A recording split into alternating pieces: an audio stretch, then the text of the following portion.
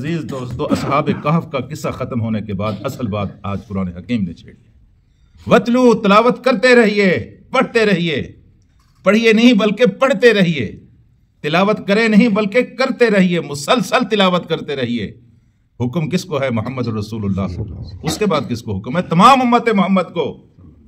کوئی کام آپ دوسرا کریں یا نہ کریں، قرآن آپ پڑھیں، یہ آپ کا وظیفہ ہے، یہ آپ کی زندگی ہے۔ اس کو اگر آپ چھوڑیں گے آپ مر جائیں گے، جس طرح خوراک کے بغیر انسان مر جاتا ہے، اس کے بغیر انسان مر جاتا ہے۔ پڑھتے رہیے۔ اور اوحی الیک من ربک، تیرے رب کی طرف سے جو تجھے واحی کی گئی ہے، اللہ تعالیٰ کی طرف سے جو امانت آپ کے سپرد کی گئی ہے، اس امانت کو استعمال فرمائیے۔ گاڑی بھی آپ نے لے لی ہے، اس میں تیل بھی آپ نے ڈلوا لیا ہے، ڈرائیور بھی پہلی سیٹ پر بیٹھا ہوا چلاتا نہیں ہے، اس کو کون اس کو عقل مند کہے گا؟ بھئی آپ کے پاس اللہ کا قرآن موجود ہے، آپ مانتے بھی ہیں کہ سارے بیماریوں کا علاج اس کے اندر موجود ہے، شفا اس کے اندر موجود ہے، لیکن اس سے آپ فائدہ نہیں اٹھاتے، کون آپ کو عقل مند کہے گا؟ تو فرمایا یہ ہے کہ پڑھتے رہیے۔ آپ نے رب کی طرف سے یہ لا مبدل لکلماتہ، یہ دوسری بات ہے، اس کا مطالبہ کل بھی تھا اور اس کا مطالبہ آج بھی ہے۔ وہ کہتے ہیں کمپرومائز کرو، آج بھی کہتے ہیں کہ جہاد کی آیات کو اس سے نکال دو، کوئی جھگڑا نہیں ہے، نہ بم گرائیں گے، نہ چڑھائی کریں گے، نہ فوجیں بھیجیں گے، نہ معاشی مقاطعے کریں گے، نہ کوئی پابندیاں لگائیں گے، صرف جہاد کی آیات کو نکال دو، کمپرومائز کر لو۔ سیاسی اسلام قابل قبول نہیں ہے، دوسرا اسلام جو ہے اس کو لے آؤ، اس کو لے آؤ، اور ادھر وہ کہتے ہیں کہ ادھر واشنگٹن میں لے آؤ، ہم تمہارے راستے میں سرخ قالین بچھائیں گے، یہاں اللہ اللہ کرتے رہو، لیکن اللہ کی حاکمیت کو قائم کرنے کی بات نہ کرو۔ حاکمیت ہماری چلے گی، حکم ہمارا چلے گا، جہاں جہاں تک ہم گنجائش نکالیں گے وہاں وہاں تک تم اسلام کی بات کرو، جہاں ہم کہہ دیں گے بس جہاں ختم وہاں تم بات نہ کرو، عورت بے حیا ہو جائے تم بات نہ کرو، سود کا نظام چلے تم بات نہ کرو، مجرموں کو پشت پناہی حاصل ہو تم بات نہ کرو، تم نمازیں پڑھتے رہو، تم حج کرتے رہو، زکوٰۃ دیتے رہو، ہم منع نہیں کرتے، لیکن جہاں ہماری حکمرانی ہے اس کو چیلنج نہ کرو۔ تو یہ کمپرومائز کر لو، کوئی جھگڑا نہیں ہے۔ اور یہی بات محمد رسول اللہ صلی اللہ علیہ وسلم سے آ کر کہی گئی تھی، اور ان کے چچا کو منصف بنا کر یہ بات کہی گئی تھی، انصاف کی بات لے کر آئے ہیں، حضور آپ قوم کے سردار ہیں، ہم ان کی 99 مانتے ہیں، ایک تو ہماری مانے۔ تو چچا نے محمد رسول اللہ صلی اللہ علیہ وسلم کو کہا بھتیجے یہ آپ کی برادری کے لوگ آئے ہیں، شریف لوگ ہیں، اور یہ کوئی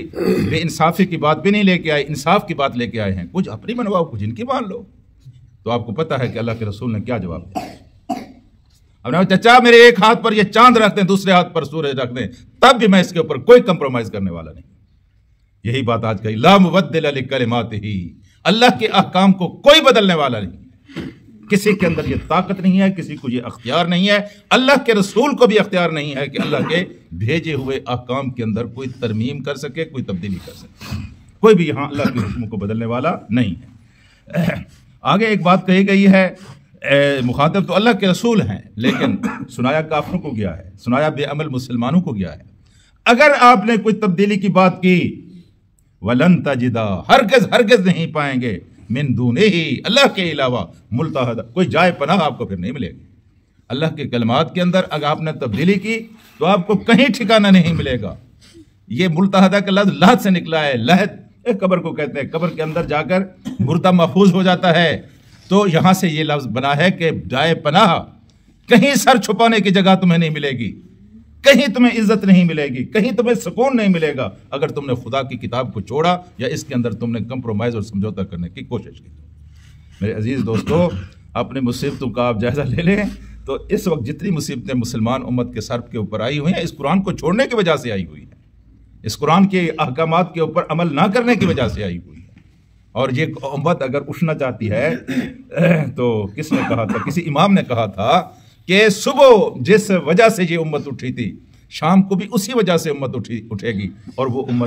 اٹھنے کا طریقہ اس کے علاوہ کچھ نہیں ہے کہ یہ امت اس قرآن کو تھام لے، اس کے اوپر عمل کرے، انفرادی دائرے میں بھی، اجتماعی دائرے میں بھی اس کے اوپر عمل کرے، یہ امت اٹھ آئے گی اور اس امت کا کوئی مقابلہ نہیں کر سکے گا۔ اللہم صلی علی سیدنا و مولانا محمد و علی آل محمد کما صلیت علی ابراہیم و علی آل ابراہیم انک حمید مجید۔ اللہم بارک علی محمد و علی آل محمد کما بارکت علی ابراہیم وعلی آل ابراہیم انک حمید مجید۔ اللہ پاک ہمارے گناہوں کو معاف فرما، اللہ پاک ہماری غلطیوں سے درگزر فرما، اللہ پاک دین و دنیا کی بھلائیاں نصیب فرما، اللہ دین و دنیا کی ہر قسم کی رسوائی سے، ناکامی سے، اللہ تبارک و تعالی ہر قسم کی خجالت و شرمندگی سے محفوظ فرما، اللہ تبارک و تعالی رزق حلال عطا فرما، پریشانیوں سے نجات نصیب فرما،